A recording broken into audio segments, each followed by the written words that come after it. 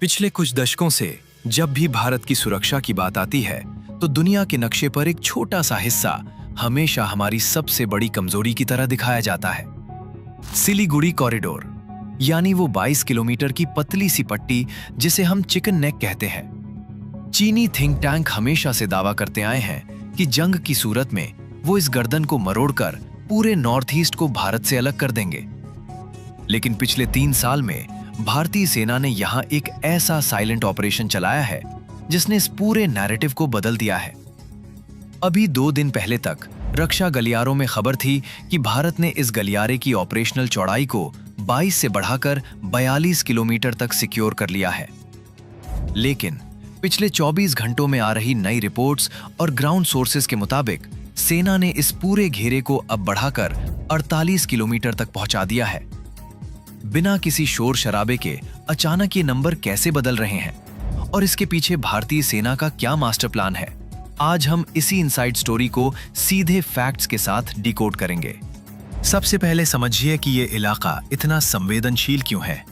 ये पश्चिम बंगाल का सिलीगुड़ी कॉरिडोर है जो हमारे पूरे नॉर्थ ईस्ट के 8 राज्यों को बाकी भारत से जोड़ता है। चीन की स्ट्रैटेजी हमेशा से यही रही है कि जंग के समय चुंबी वैली से नीचे उतरकर इस पतले रास्ते पर कब्जा कर लो। 2017 के डोकलाम विवाद में चीन की नजर इसी इलाके पर थी, लेकिन भारत अब डिकेड्स पुरानी डिफेंसिव पॉलिसी से बाहर आ चुका है। इस खतरे को खत्म करने के लिए सरकार ने पहला बड़ा फैसला लिया। इस पूरे कॉरिडोर से बीएसएफ को हटाकर इसकी पूरी जिम्मेदारी सीधे भारतीय सेना को सौंप दी गई। ये बहुत बड़ा शिफ्ट था। बीएसएफ का काम घुसपैठ रोकना है, लेकिन आर्मी का काम सीधे युद्ध लड़ना है। यानी भारत ने इस बॉर्डर को पीस टाइम से सीधे वॉर टाइम रेडीनेस पर डाल दिया। इसके तुरंत बाद यहां एक इंटीग्रेटेड कमांड सेटअप की गई जिसमें आर्मी, एयरफोर्स और नेवी तीनों के एसेट्स को एक साथ सिंक किया गया। अब आते हैं उस मुख्य बात पर कि यह सीमा 22 से 48 किलोमीटर कैसे हुई।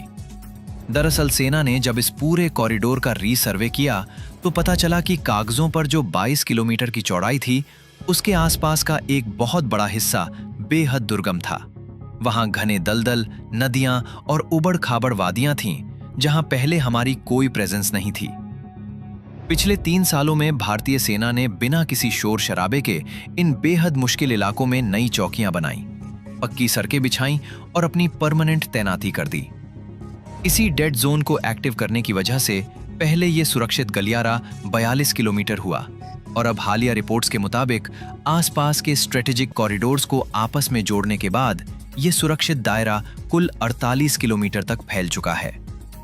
इस ऑपरेशन के दौरान जब भारत ने उस नो मैंस लैंड वाले हिस्से में कटीली तारें यानी फेंसिंग लगानी शुरू की तो इंटरनेशनल मीडिया में अफवाहें उड़ी कि भारत ने बांग्लादेश के कुछ गांवों पर कब्जा कर लिया है। लेकिन सच इसके बिल्कुल उलट था। असल में उस हिस्से में पिछले कुछ सालों से अवैध बस्तियां बसाकर डेमोग्राफी बदलने की कोशिश हो रही थी ताकि भारत का ये रास्ता और ब्लॉक हो सके। सेना ने पूरे लीगल डॉक्यूमेंट्स के साथ अपनी संप्रभुता को वापस रिक्लेम किया और घुसपैठ को पीछे धकेला। इसके साथ ही बैकअप के तौर पर भारत यहां जमीन के कई मीटर नीचे एक अंडरग्राउंड लॉजिस्टिक्स और कम्युनिकेशन नेटवर्क भी तैयार कर रहा है।